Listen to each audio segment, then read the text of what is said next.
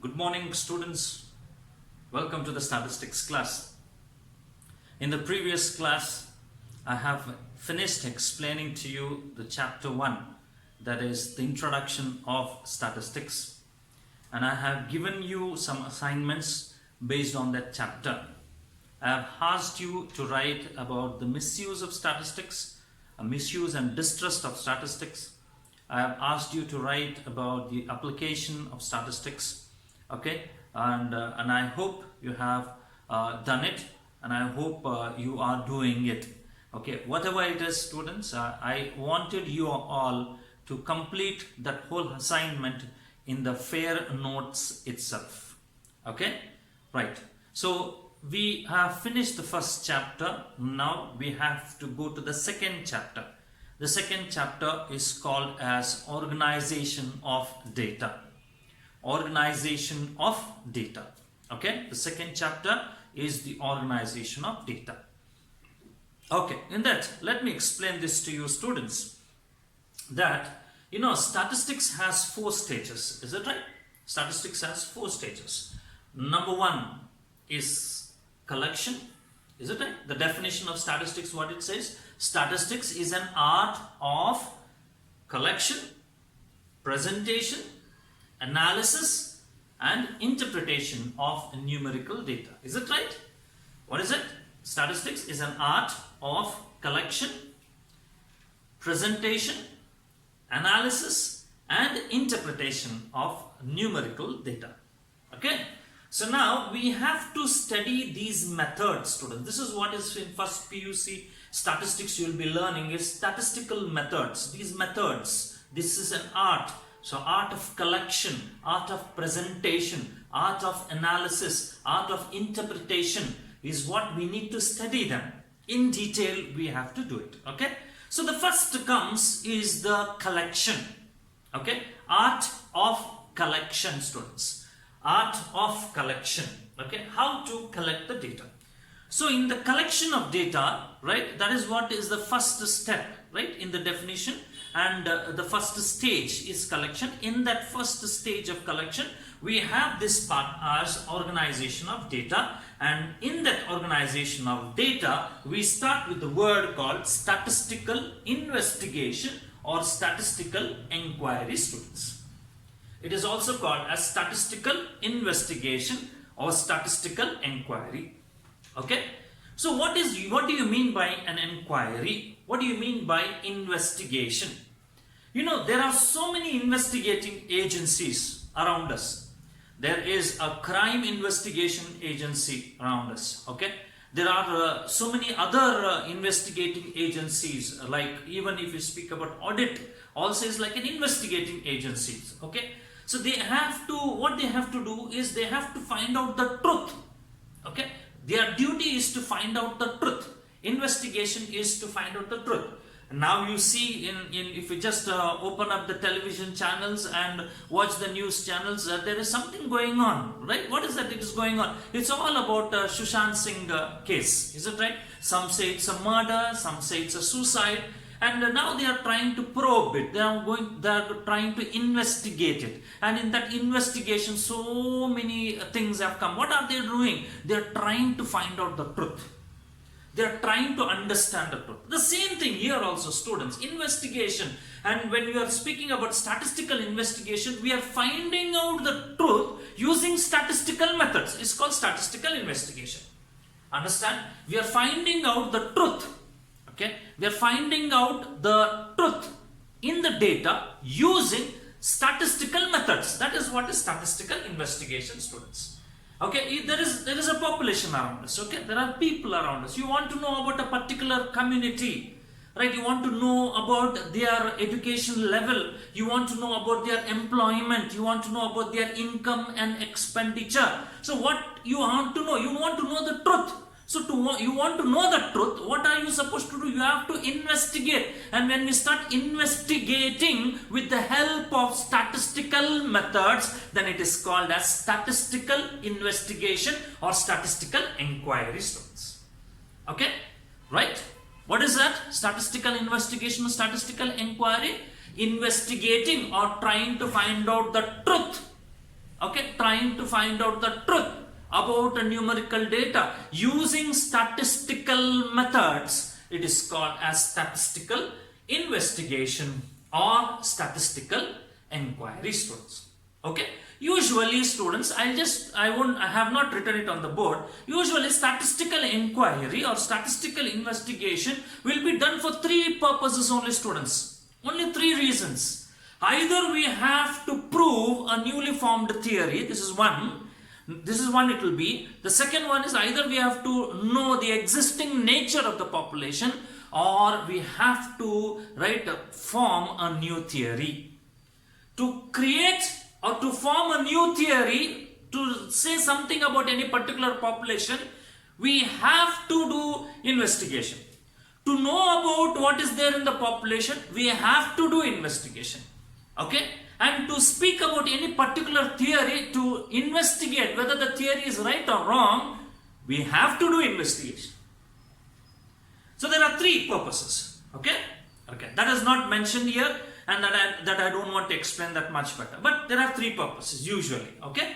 Now, whenever we are speaking about statistical investigation, students, statistical investigation is always done in two stages, students. It's always done in two stages. What are those two stages? Number one is planning and preparation, students. First one is planning and preparation, and number two is execution of the survey. The first one is what, students? It's a planning and preparation, and the second one is the execution of the survey. Okay?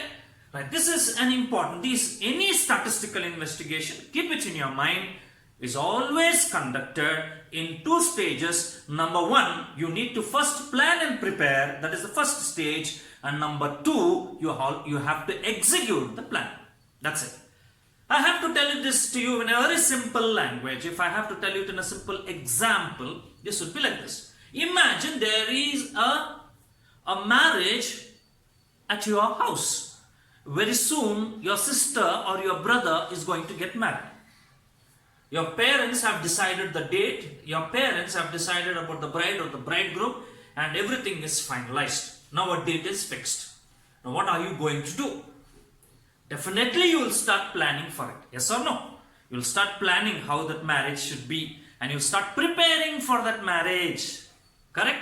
You will start preparing for yourself, right? What dresses I have to do for this mehendi function, it may be for the Sangeet ceremony, it may be for the engagement ceremony, it may be, or for the marriage main ceremony, or even for the reception also. You plan up so many things, right? Coming out with your attire, your changes in the attire. You think about it. You think even about the hairstyles. You think about all, ornaments that you have to wear. Right? You plan for it. You plan and you start preparing, and you start telling your mom and dad, yes, I have planned this. You buy me this for that marriage. You buy me this for the marriage. You start to prepare it for it. Is it right? Yes. Then afterwards, what are you going to do? Then on the day when it comes, when the marriage day happens, at that particular day, you start to wear it and execute. In other words, whatever you have planned, you are putting them into action. Is it right? Whatever your preparations you have done, whatever your planning is done, what are you going to do? You are going to execute it and putting that into practice. And that is what is called as execution of the survey. Right? In your education terms, we speak in this way also, students. When you got a notice, examination notice, okay, 1 month before or 2 months before, that so and so date, your final exams will be there. Then what you start to do? You start to plan. Right? You plan for the examination and you start to prepare for the examination. And on the day of examination, what are you going to do? You are going to execute it. Whatever you have done the planning, you are going to execute it. That is what is execution of the planning. Okay? Both these stages are very important, students. In statistical inquiry, both these stages are very important. Okay? If your planning and preparation is not proper, your execution will not be correct. Is it right? You understand? If your planning and preparation is not proper, your execution will go wrong. And if you plan and prepare, if you don't execute it according to the planning and prepare, definitely the reports will go wrong, and whatever you make the report is going to be completely wrong, and whatever survey you do, you're going to face difficulties in the survey. Okay, so both these stages are very important, students. Okay, planning and preparation. Second one is execution of the survey. Right, now let's think in detail what are the plannings that we have to do, and those things I have put up on the board with 8 points. Okay, what are the plannings that we have to do? What are the plannings and preparations that we have to do regarding the statistical investigation? Okay, let me explain that to you. Okay, whatever it is. Okay, let me take some time. If ever it is going to be a little bit more time, don't worry, students. Okay, but this is important. At one stretch, we can finish off. In one video, we can finish it off, this whole explanation. Okay, what is that first one? The first one in planning and preparation is the object of an inquiry. Inquiry is investigation. Object, the main purpose, objective or the object is, you need to understand the purpose of an inquiry. You should be very clear with the purpose of the inquiry, students. Right? You cannot have a vague purpose. Right? You cannot, your purpose should not be ill-defined. Your purpose should not be right, blur. Your purpose should be very clear to you. What does that mean? Sir, why you say clear, and what sense it is? See, just mark my words, listen carefully and see, there are two things that I will explain to you, two types of purposes. Now, in which purpose you find it is very clear, you only can understand. I want to conduct, this is one I'm speaking of, number one. I want to conduct about, right, this COVID-19, okay, this COVID-19, I want to conduct a survey based on COVID-19. This is one. The same type, see, same way, same purpose. See here, this purpose and this purpose. You can understand. And this purpose is, I want to do a COVID-19 survey in Hubli city and especially in Keshapur among one particular community. You understand? When I said I want to do a survey about COVID-19, that's it. And here I said I want to do a survey about COVID-19 about in Hubli city, especially in Keshwapur, in one particular community, for a particular community. Then how clear the purpose of the second one is? You understood? Is that clear? Here it is vague. COVID-19, what? You want to do a survey of COVID-19? Yes, but where? It's unclear here. Here in this part when we speak, COVID-19 is affected the whole world. Can you do the survey for the whole world? Yeah? And here we are doing this survey, COVID-19 survey for whom? For the people living in Hubli and for a particular people living in Keshapur, and that too for a particular community, say XYZ community. It's very clear. At that time what happens is, it's very clear for you to go and conduct the survey based on it. This is what is the object of an inquiry, should be very clear, students.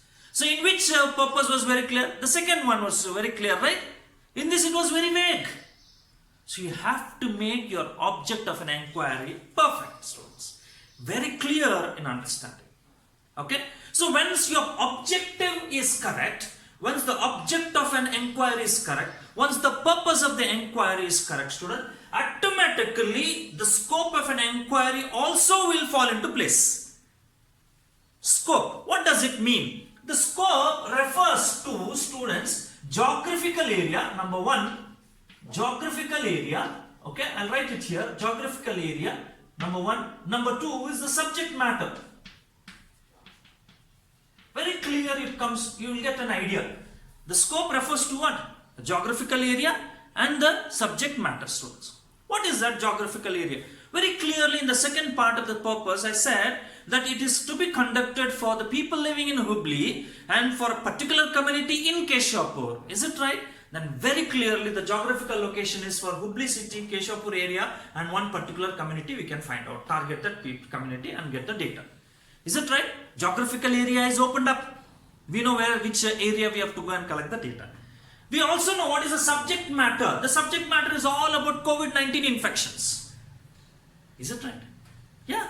Subject matter, the subject is, it may be any subject, students, income and expenditure, it can be, but right now in the purpose I mentioned as COVID-19. So I have to find out about the COVID-19 patients in Keshapur for a particular community in Hubli. Very clear? So this is how the scope will become very clear, students. Okay?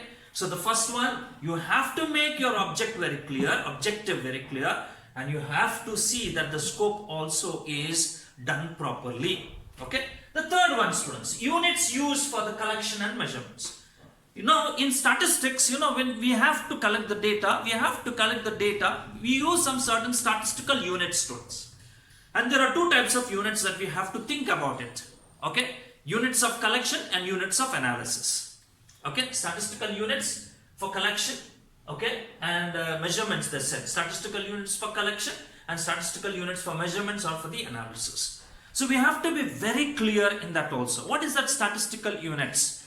So certain times, when you are collecting the data about heights, okay, about heights, we have to give one particular unit of measurement. What is that particular unit of measurement? Right, you send 10 people to find out this. You send 10 people to go and collect the data about heights, about various families. What are you going to do? So you go and collect the data of heights of so many students, so many people. Then you should have some units given to them. Yeah, collect them in centimeters, collect them in inches, or collect them in meters, or collect them in feet. Right? You have to give some unit. So you have to be very clear in the beginning itself, in the units of collections is what, okay, I am collecting the data in this. So everybody try to have the same uniform, right, units of collection. One person collects data in centimeters, another person collects the data in inches, and when we come and enter the data, you will have a very much difficulty in entering the data, and you'll have so much of confusions in analyzing it.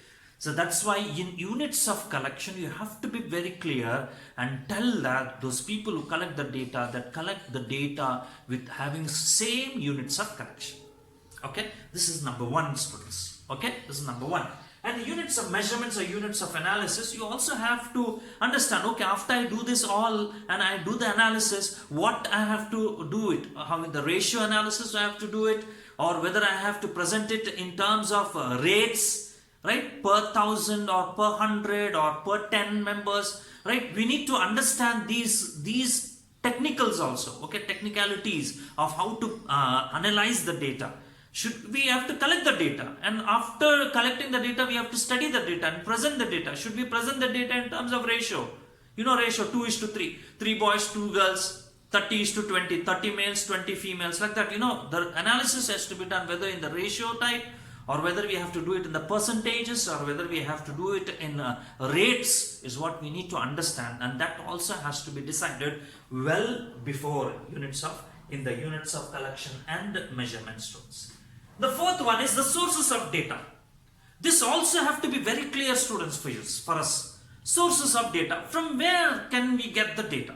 There are two types of data available, students, for us. There are two sources from where we can collect the data. Number one is called as a primary source. Number two is called as a secondary source. Okay? From primary source, secondary source. If you go and collect the data directly from the field, from the unit, we call that to be as a primary source. Okay? And what is a secondary source? Somebody has collected the data for their purpose. We are borrowing the data for us. That is a secondary source. Okay? Primary. See, a very simple example. I want to know about you. I come directly and collect the data about you. This is called as a primary source. I have the data and the source is the primary. Directly I have come and contacted you. Same thing, students. If instead of me coming to you, if I go to the office, college office, and collect the data about you, what happens? It will be called as a secondary data, because they have collected data for their purpose. I borrowed it from them. So that is the secondary source for me. So that also has to be decided, students. Okay? Sources of data. Is that clear, students? Is that clear? Okay? Fine. I'll end up the class today here itself. We'll continue the next 4 points in the next class. Okay? Thank you.